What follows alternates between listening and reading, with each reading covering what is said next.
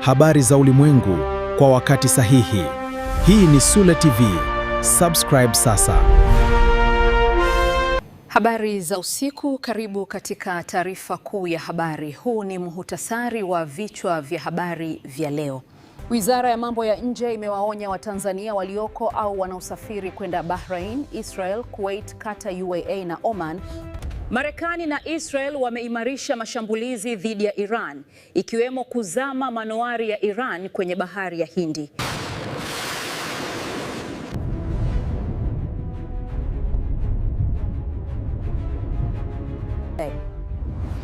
Strait of Hormuz, njia muhimu kuzima mafuta, kumbwa na msukosuko mkubwa.